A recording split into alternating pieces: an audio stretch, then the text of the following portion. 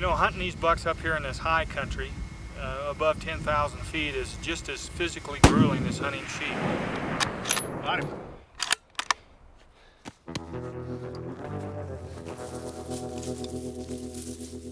My dad, him and some of his buddies used llamas in the 80s. They said, you know what, there's gotta be a better way. And there is.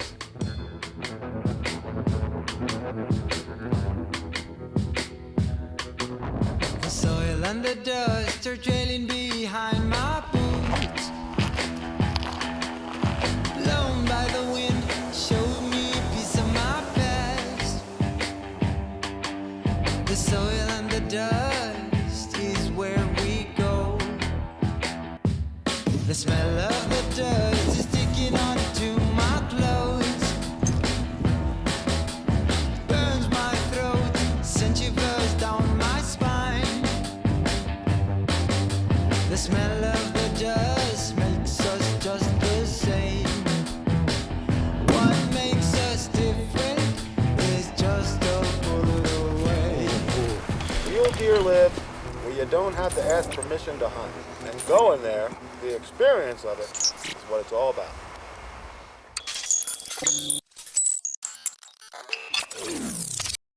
You see, he's a little bit different. Maybe you could touch me, maybe not. Tommy and Peak. So what you want to do first when you're in the backcountry, so you just want to check for rock. Pine cones get stuck in there, or if you get a rock stuck in there, Yeah. and you don't see it. So check the saddle first. Okay. Okay, I'm going to take this. I'm just going to drop it over like that. Okay. This is about where I want it. Here's how I know. I take 3 of my fingers right from the armpit. And that's kind of the line you want. I want you to come in here and put your hand right over the top of mine and feel that breastplate. Oh yeah. Jeez, that's as far as a rock. It is, and that's where we're going to put this cinch as tight as we can get it. So do it as tight as you can get it. Holy cow, you can get it really tight because of that breast. You want to pick them off the ground. Okay. So if you don't get the front cinch tight, your saddle could shift. Well, I know it was in the late 80s, like 89 or 90 when you and my dad talked. And he did an interview with you for his book about llamas. Well, I don't know about what got you into it, but I turned 40 and went, what is all this aches and pains and things with my knees? And I used to be dumb with a backpack. No, I'm looking for something else. And horses are fine, but not when you're high country mule deer hunting, as you know, high country mule deer hunting, they're a pain in the butt to deal with. Getting the meat out, Yep. they really make a difference from coming from up there. One down the trip rugged base. instead of Yeah. 2. I can't imagine hunting without llamas.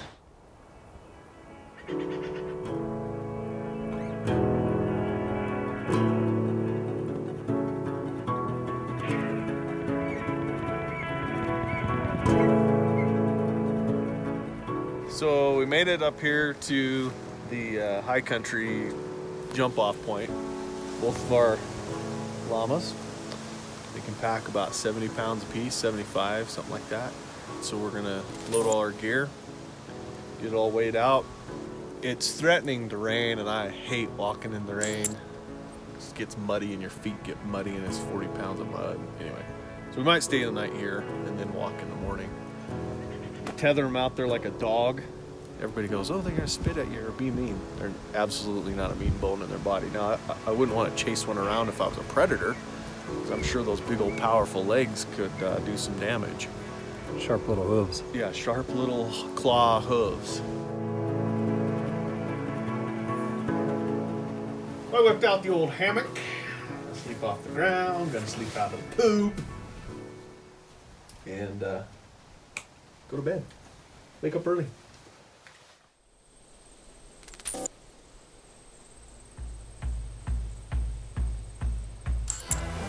So like, how'd you sleep?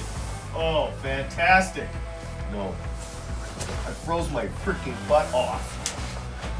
The llamas are a little chilly. Got some frost on them. A little frost on the pumpkin. Never been excited to put boots on. When your boots are as cold as the outside air no less.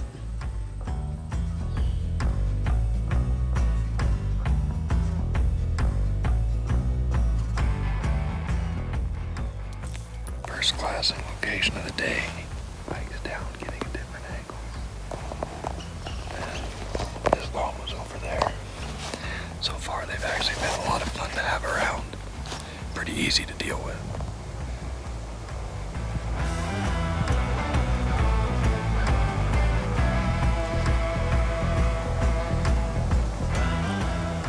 Got up to a glassing point and we glassed. This basin that's behind the camera has been known for deer, so we have to go through the basin. We didn't want to go through it unless we glassed the crap out of it, so we didn't see anything, but that doesn't mean there's anything in there. Just take it slow. Where we're headed doesn't have any water. One of the reasons we took llamas in here is they only need water once a day. They don't need that much, so we can haul. Obviously, we're not filtering their water, but they can haul water in there, enough for them to have 3 days.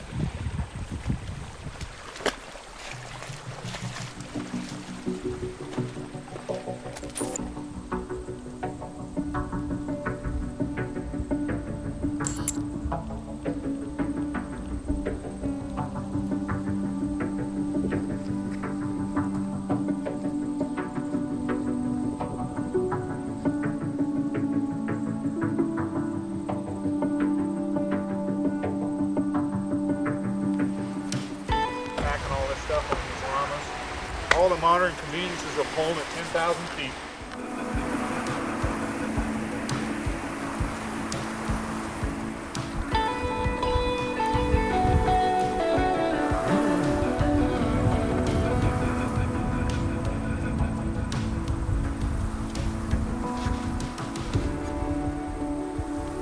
Half hitches, you know, bears, they can untie knots, just not half hitches.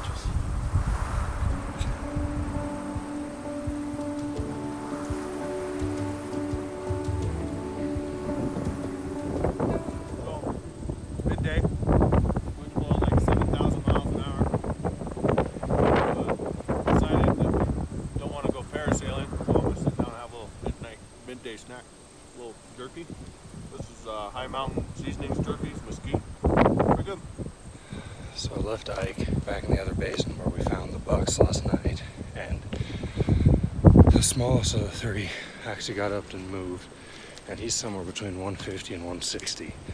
The others dwarfed him body size, and I got a couple looks at antlers last night, but it was a long ways away. So from camp we actually had a good vantage point.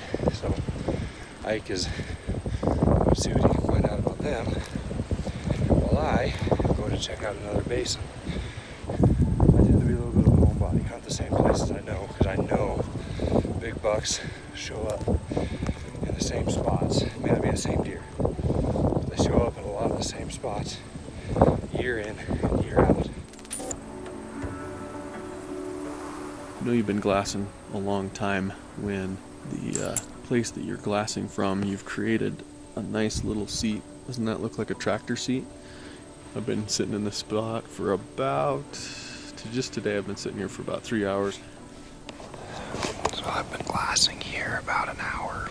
I haven't turned up anything really to speak of. Probably gonna give it about 10 more minutes and beat feet back towards Ike and see if he found the bucks we looked at earlier this afternoon and last night. We definitely found one, so hopefully we found all three. Last night of a long trip back here scouting for mule deer, and we got a couple good bucks spotted. We spotted them last night, didn't find them this morning. 2 o'clock this afternoon, one of them got up and moved around, so we know they're in there, we know where they're at. Wait a little bit longer, the shadows are getting really long, and hopefully they come out.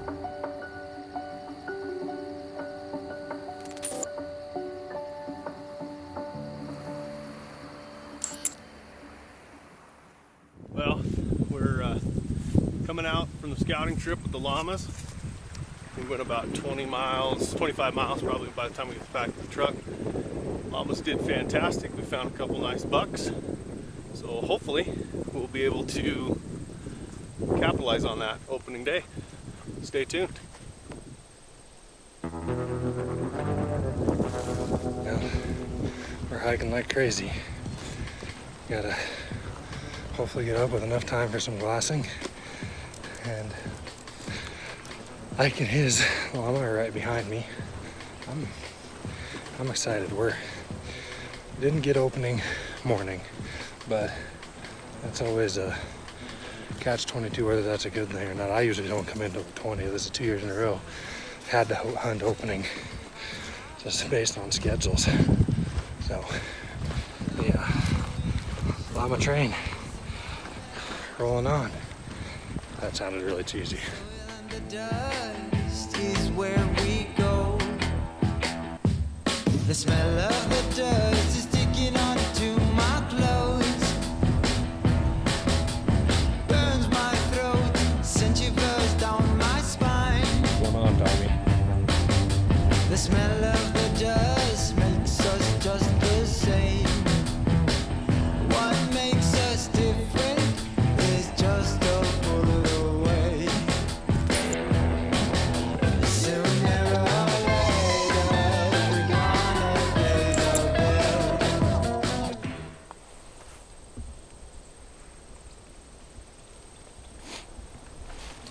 So we've got three mature bucks below us. One is just a goofy looking buck. Then we've got a beautiful typical. He's probably 170 to 175 class. And then we've got a 3x4 who he's just a big deer. But the problem is he's a 3x4, so score-wise he wouldn't do as well. But he's just a big deer, so if I get a chance at him, he's dead. I'll shoot the typical too, but you know, a really mature deer. Yeah, it's an old buck. Yeah, it's got really big fronts. His fronts are ridiculous. This is kind of one of those your scouting pays off. We knew there were big deer in here. I'm gonna go to an area that I know where I'm not gonna be second guessing all the white rocks all the time because you just know which ones are what. This is what, Ike, your fourth trip in here with me now. So we're both kind of getting really comfortable with this spot, and that helps. No, this is a testament, as Mike says, constantly. Yeah. Any guy that's killed a pile of big mule deer says patience, patience, Yep. patience is the first 3 rules. Yep.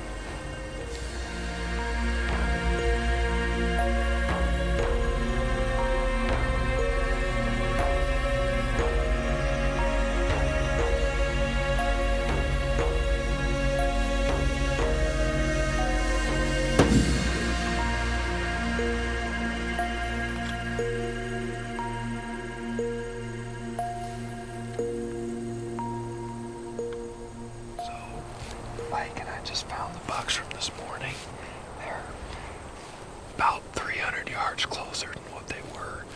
So they came in and there just happened to be a little green spot of aspen, like, and he's sitting there feeding. So we found the big typical.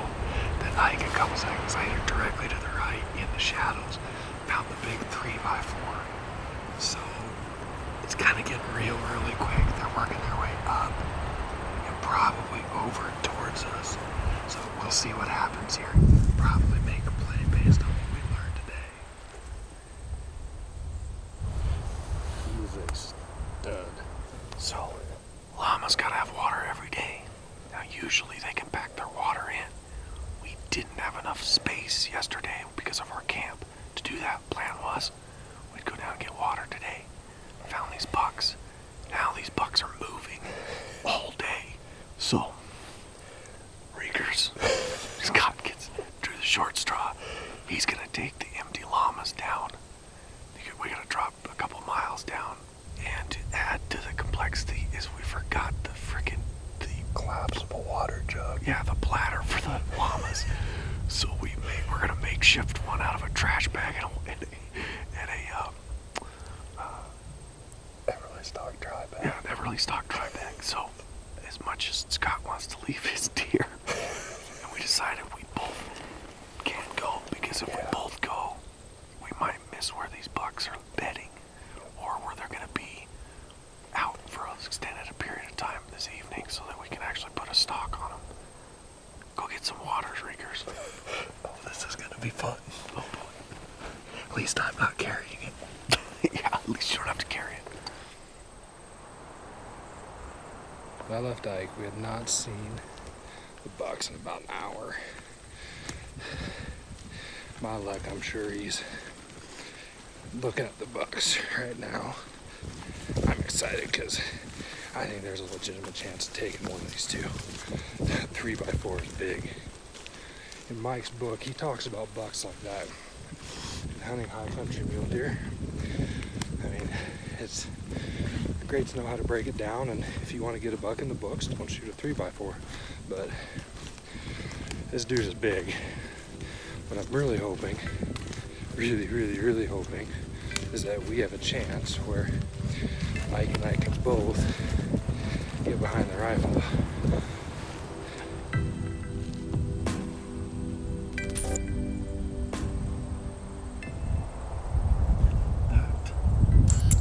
Is a fire. Just a couple ridges over from us, actually. Which just changed all of our thoughts. I first saw it, I thought, that's a weird thunderstorm building over there. Oh well. Then it occurred to me, those clouds are yellow, not white. That's not good.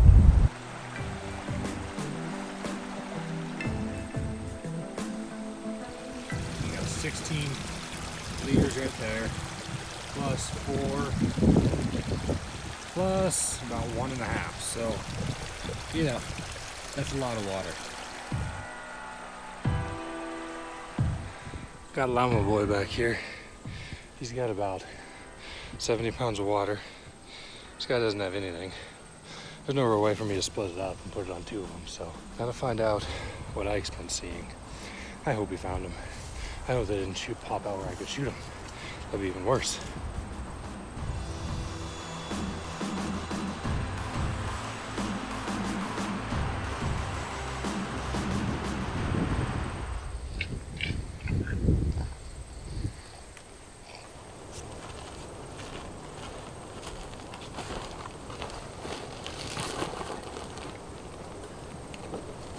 I just about took a shot.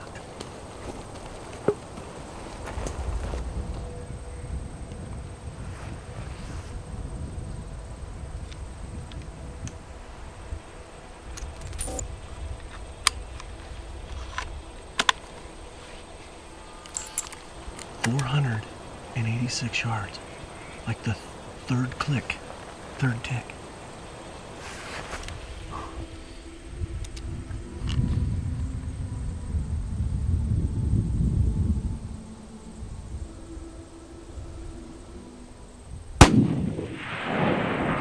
Got him.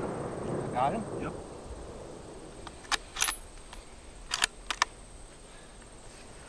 I don't know how we timed that. Dude, I literally was on him, took 3 breaths and went, I can't do this without Scott. I can't do this without Scott. If recovery goes according to plan, that's my biggest deer ever. I just came back from getting water. I've been gone for 3 hours, and of course the bucks step out when I've been gone for 3 hours. It's the end of our story now. Public land, DIY hunt. We're gonna go find him. A little bit nerve-wracking right at the moment. We're gonna pack up and go. Ready, Tomahawk? We nicknamed you Mike because you're kind of like my dad, a little nervous.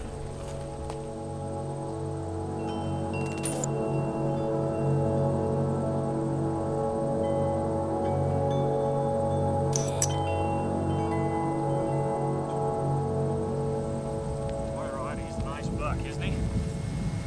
Good one. Look at he's got a cheater coming off one side.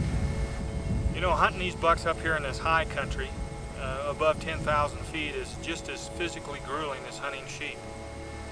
He probably has a 30-inch outside spread, and he's just a real good trophy.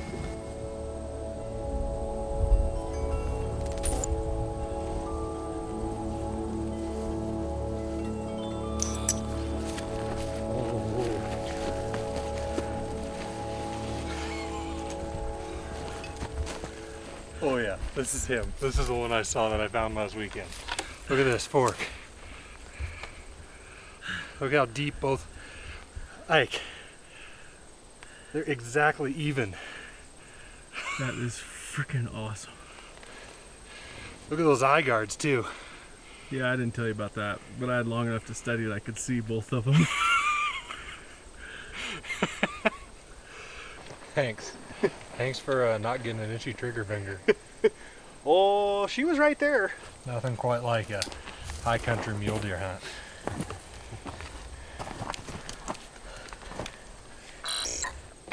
I'm gonna go get the llamas. All right, llama llama. Llama llama. Llama llama night night, as my daughters say. Apparently it's a book. My dad, him and some of his buddies used llamas in the 80s. Guess how old they were? In their 30s and 40s. Yeah, they were in their upper 30s and early 40s. They said, you know what? There's got to be a better way. And there is.